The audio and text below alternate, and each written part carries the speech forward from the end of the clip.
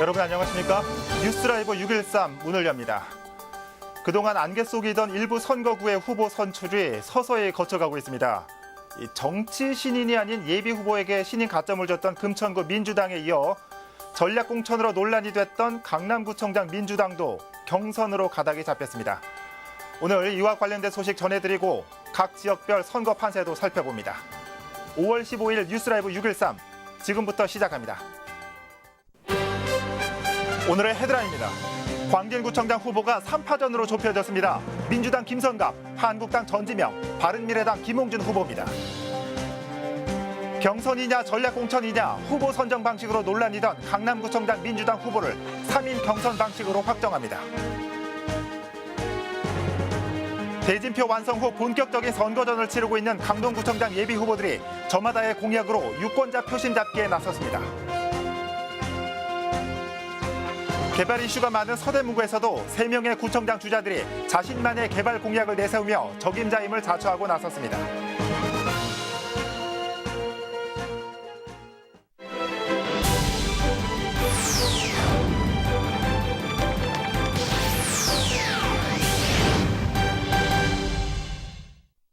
자치구별 선거 이슈, 광진구 먼저 살펴봅니다. 최근 바른미래당 광진구청장 후보로 김홍준 씨가 공천되면서 이 선거전의 양상이 3파전으로 좁혀지고 있습니다.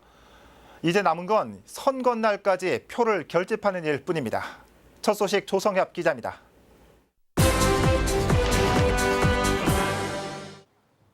바른미래당이 광진구청장 후보로 김홍준 예비 후보를 단수 추천하면서 광진구청장 선거전이 3자 대결로 압축됐습니다. 바른미래당은 지난 11일 8차 공천자 명단 발표에서 광진구청장 후보로 김홍준 예비 후보를 단수 추천했다고 밝혔습니다. 김홍준 후보는 현재 박주선 국회 부의장의 특보를 맡고 있고 지난 18대 총선과 19대 총선에 자유선진당 공천을 받아 광진을 선거구에 출마한 바 있습니다. 김 후보는 구청장이 되면 최하위권인 재정 자립도를 획기적으로 끌어올리고 지방자치단체가 나아갈 길과 방향을 제시하겠다고 밝혔습니다. 지난 2월 일찌감치 출마를 선언한 더불어민주당 김선갑 후보는 지난달 21일 당으로부터 공천을 받은 후 본격적인 선거전을 펼치고 있습니다. 김 후보는 1995년 구의원 출마 당시부터 현재까지 광진구에서 활동한 정치인으로 서울시의회 운영위원장을 지냈습니다. 그는 구청장이 되면 소통의 리더십으로 광진을 위한 새로운 의제와 정책을 내고 시 구의원들과 협력해 광진 인류 시대를 만들겠다는 포부를 드러냈습니다. 자유한국당에선 전지명 후보가 쟁탈전에 나섰습니다. 전 후보는 지난 3월 광진을 당협위원장으로 임명될 당시 이미 당으로부터 출마를 권유받았다며 많은 고민 끝에 이를 수락했다고 전했습니다. 전지명 후보는 그간 광진구는 정체되거나 퇴보했다며 구청장이 되면 경제 전문가로서 축적된 경험과 지식을 통해 지역 경제를 살리겠다는 구상을 내놨습니다. 김기동 구청장이 출마하지 않으면서 무주공산이 된 광진구청장 선거일까지 한 달이 채 남지 않은 현재 이제 후보들은 표심을 잡는 데만 집중할 것으로 보입니다. 딜라이브 서경기 케이블TV 조성엽입니다. 강남구청장 선거에서 야권 후보들은 선거사무소 개소식을 기점으로 본격적인 선거 체제에 들어갔습니다. 경선이냐 전략 공천이냐 논란만 무성했던 더불어민주당은 구청장 후보를 경선 방식으로 선출하기로 했습니다. 지역배 기자입니다.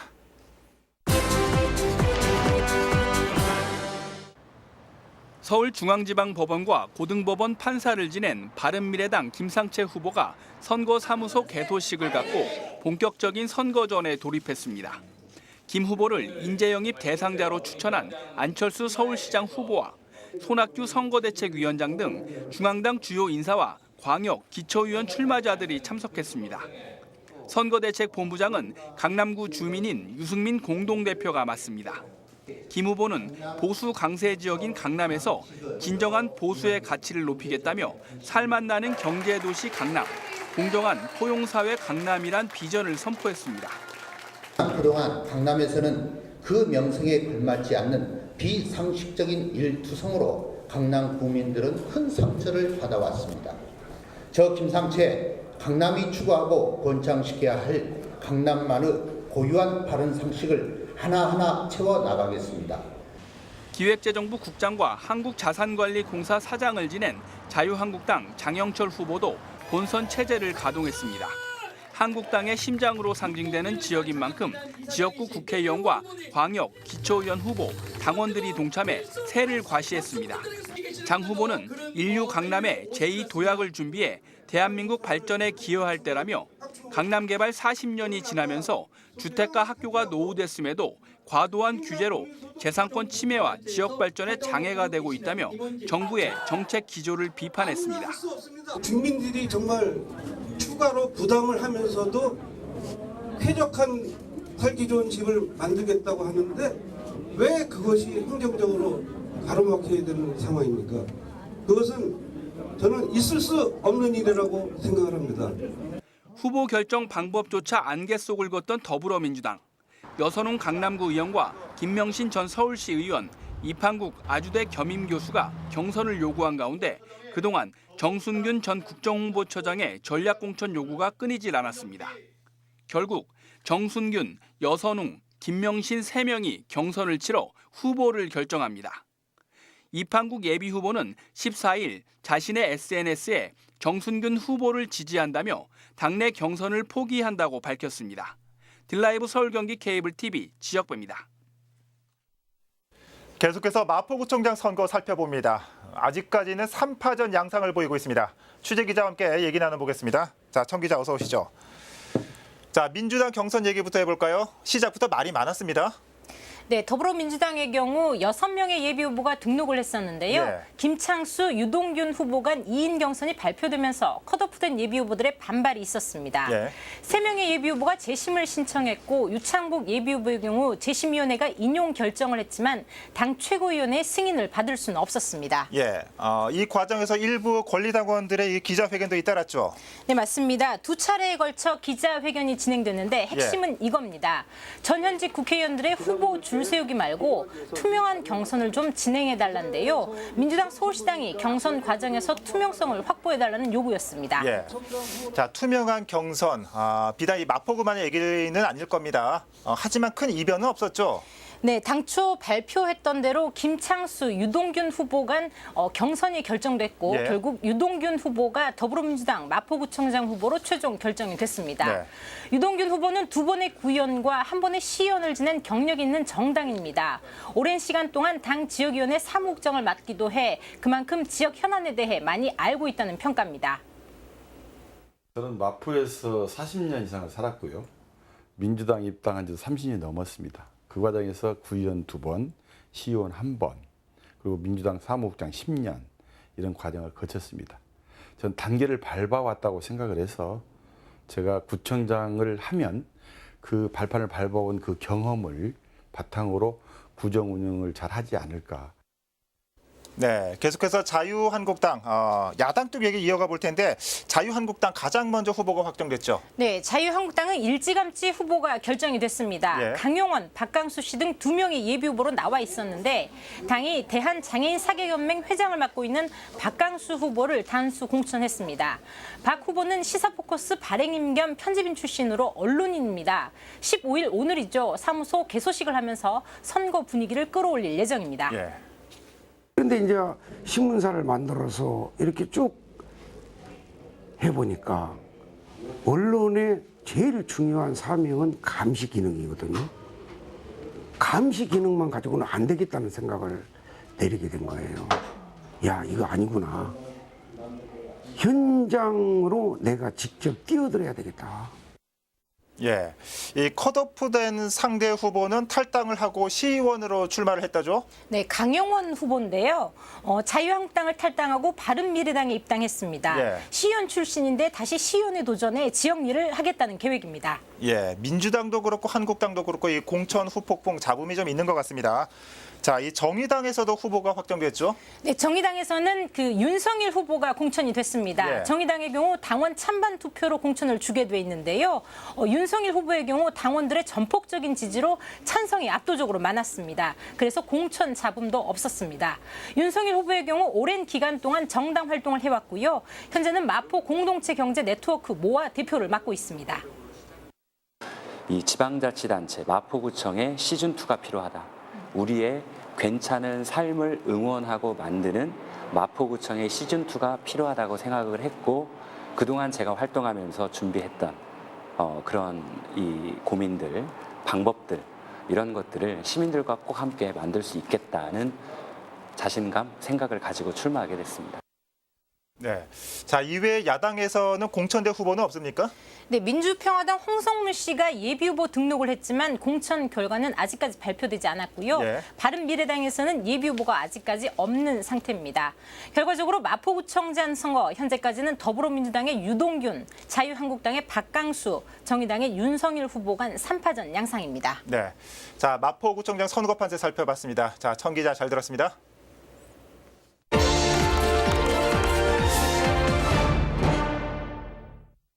이달 초 더불어민주당의 경선이 마무리되면서 각 당 후보들 간의 선거전이 본 궤도에 올랐습니다. 최근 몇 년간 활발한 개발 바람으로 이른바 강남 4구로 주목받고 있는 강동구를 발전시키기 위해 후보들은 어떤 구상을 갖고 있는지 박영찬 기자가 취재했습니다. 더불어민주당의 경선이 마무리되면서 강동구를 발전시킬 여야 후보 간의 정책 대결이 가시화되고 있습니다. 여당인 더불어민주당의 이정훈 후보는 노동에 방점을 찍은 공약을 내세우고 있습니다. 영세 사업장과 외국인, 비정규직 등의 노동시장 취약계층 권리를 보호할 별도의 지원 기관을 신설하고 노동의 가치가 존중받는 환경을 조성해 강동구 내 빈부 격차를 좁혀나가겠다는 계획입니다. 일하는 사람들의 권익 신장을 위해서 노동권익센터 설치를 가장 먼저 할 계획이고요. 빈부격차, 삶의 질의 편차가 굉장히 심각한데요. 이런 부분들도 굉장히 좀 극복해야 될 과제인 것 같습니다.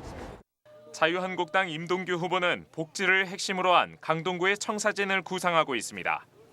주민들이 이용할 수 있는 종합체육관과 고령 인구가 많은 지역을 중심으로 노인 문화센터를 설립하는 한편 보육 지원책을 보강해 구민들이 체감할 수 있는 생활 인프라를 조성하겠다는 계획입니다. 구민의 건강을 증진시킬 수 있는 종합체육관을 좀 시급히 좀 짓고 암사권, 그다음에 이제 성내 천호권, 둔천권, 또 강일권 이런 식으로 해서 우선 노인 문화센터를 짓고 보육은 우리 지방자치단체가 책임지는 예산 이런 건 다 밀어드리는 아이 키우기 좋은 강동구를 만들겠다는 각오를 하고 있습니다. 바른미래당 박홍기 후보는 당내 지역위원장을 역임하며 쌓아온 정치적 역량과 행정학 박사 출신으로 다져온 학문적 지식을 바탕으로 강동구를 발전시키겠다는 계획입니다. 딜라이브 서울 경기 케이블 TV 박영찬입니다. 서대문구에서는 더불어민주당과 자유한국당, 바른미래당에서 모두 3명의 구청장 후보가 확정됐습니다. 재개발과 재건축 등 개발에 대한 주민들의 염원이 큰 서대문구에서 각 후보자들은 어떤 공약을 내세우고 있을까요? 오신영 기자입니다.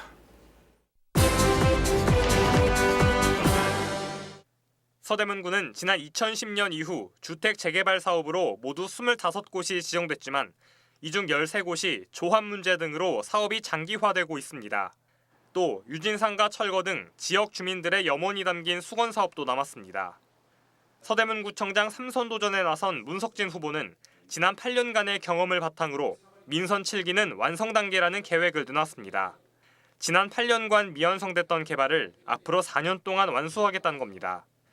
또 홍제역에서 홍제 사거리로 이어지는 지하 공간을 개발해 민선 7기는 홍제권역 개발에 집중하겠다는 의중도 드러냈습니다. 지역별 특성에 맞는 공간 전략을 통해 도시 환경을 정비해 나갈 계획입니다. 지난 8년의 구정의 경험과 열정으로 주민의 삶의 질을 한층 더 높이는 것은 물론 자유한국당 안형준 후보는 건축공학 박사라는 강점을 살려 서대문구를 개발하겠다는 포부를 내놨습니다. 주거에서는 공동주택의 의미를 살려 주민들의 공용 공간을 늘리고 안산에는 터널을 만들어 동서간 이동 시간을 단축하겠다는 겁니다.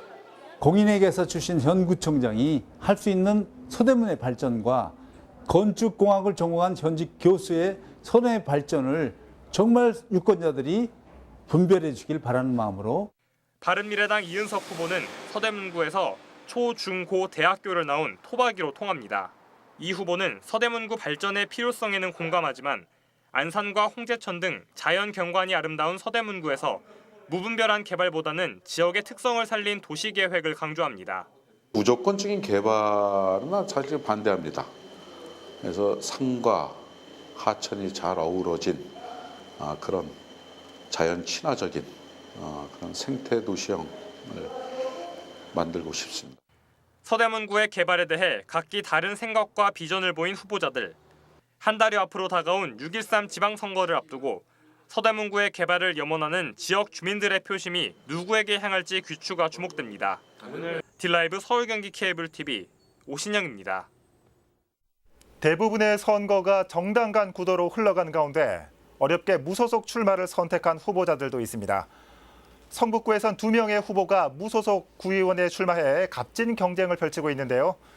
이혜진 기자가 무소속 구의원 예비 후보들을 만나고 왔습니다.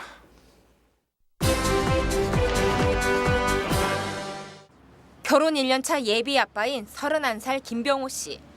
평범한 직장인인 그는 막연하게 꿈꾸던 어릴 적 꿈에 도전하기로 마음먹었습니다. 처음 구의원 출마 의사를 밝혔을 때 지지보다는 만류의 손길이 컸습니다. 하지만 아내의 적극적인 지지와 바쁜 직장 생활 중에도 시간을 내 출퇴근 인사를 함께 해주는 친구들이 든든한 버팀목입니다. 처음 시작인 것만큼 저는 이제 제 힘으로 처음부터 시작해보고 싶다는 생각을 했고 결심이 서서 이제 무소속으로 출마하게 되었습니다. 아내가 제 꿈을 알고 있었으니까 그 전폭적인 지원 때문에 결심을 할 수 있었던 것 같습니다. 여러 정당의 입당 제의도 있었습니다.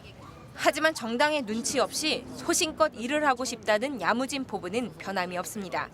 성북에서 태어나고 자란 만큼 지역 현안에 대한 공감도는 최고라 자부합니다. 그 유해 찻집이랑 이제 유해 업소, 메아리 텍사스까지 정말 주민들이 그 말씀을 참 많이 하시는데 그 부분에 대해서 저도 이제 분명히 어렸을 때보다 자라온 지역인 만큼 인지를 하고 있고 계속 고민을 하고 있는데 매일같이 정능 일대를 누비고 있는 무소속 이유경 후보. 소문난 인꼬 부부답게 항상 그의 곁에 아내가 함께합니다.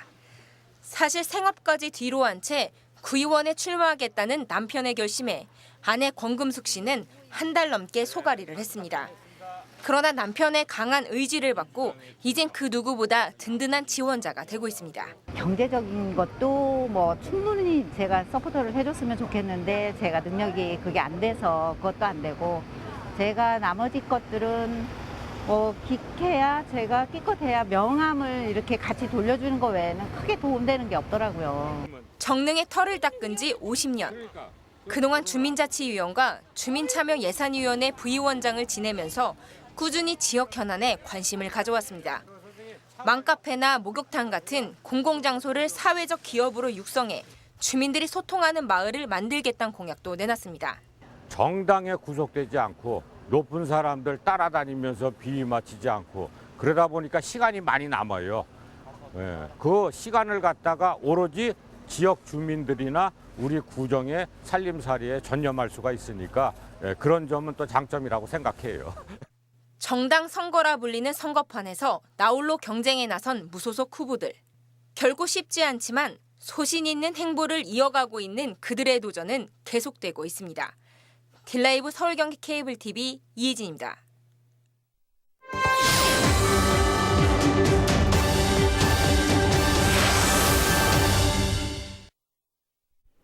딜라이브 청년 기자단의 지방선거 관련 리포트 전해드립니다.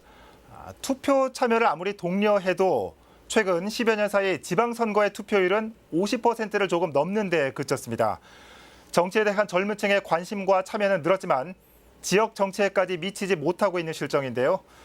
풀뿌리 민주주의의 기본인 지방자치에도 많은 관심이 필요해 보입니다. 딜라이브 청년 기자단 최하나 기자입니다. 중앙선거관리위원회에서 집계한 지방선거 투표율 결과에 따르면 2006년 제4회 지방선거는 51.6%, 2010년 제5회 지방선거는 54.5%, 2014년 제6회 지방선거는 56.8%로 최근 치러진 지방선거의 투표율은 조금씩 증가하고 있습니다. 하지만 최근 대선 투표율과 비교해보면 최대 20%가량 차이가 나는 것을 알 수 있습니다. 왜 이런 차이가 나는 걸까요? 아무래도 대선보다 중요하다고 생각하지도 않고 딱 젊은 층은 요즘 좀 바쁘잖아요. 신경 쓰면 큰 대선을 신경 쓰지.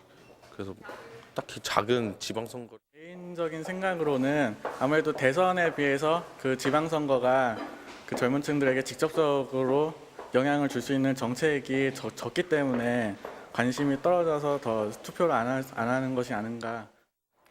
최근 치러진 대통령 선거의 투표율입니다. 19세, 20대, 30대의 투표율이 전체 투표율에 못 미치던 제17대 대선 이후 제19대 대선에 이르면서 전체 투표율과 거의 차이가 없어졌습니다. 또한 연령별로도 큰 차이가 없는 균형적인 모습을 볼 수 있습니다. 이는 과거에 비해 대선에 대한 청장년층의 관심과 참여가 높아졌음을 의미합니다. 하지만 최근 지방선거 투표율의 경우 다른 모습을 보입니다. 19세, 20대, 30대의 투표율이 전체 투표율에 크게 못 미칩니다. 특히 연령층으로 비교해 보았을 때 연령이 높을수록 투표율이 높은 것을 볼 수 있습니다. 이는 젊은 청장년층의 지방선거에 대한 참여가 대선에 비해 현저히 낮다는 것으로 대선과 지방선거의 전체 투표율의 차이에 젊은 청장년층의 투표율이 큰 영향을 끼침을 알 수 있습니다. 아무래도 투표에 관심이 많이 없는 청년들이 많기 때문에 조금은 이제 그러한 것들이 변화가 되어서 관심을 많이 갖는 게 중요하지 않을까. 진짜 어떤 정책들이 중요하고 어떤 정책들이 뭐 돼야지 우리 사회 발전이 있을 것인지 약간 무관심한 경향이 많아가지고 이제 거기부터 관심이 시작돼야 되지 않을까. 대한민국을 선거구로 가지는 대통령 선거, 그리고 하나하나의 지역을 선거구로 가지는 지방선거. 우리 동네에 관심을 가지고 좀 더 직접적으로 문제를 해결해 줄 수 있는 사람은 누구일까요? 대한민국의 미래를 이끌어 나갈 젊은 청장년층들이 선거구의 크기가 아닌 자신의 가족, 우리 동네의 현재를 보고 관심과 참여의 노력을 기울이길 바랍니다. 딜라이브 청년기자단 광운대학교 최하나입니다.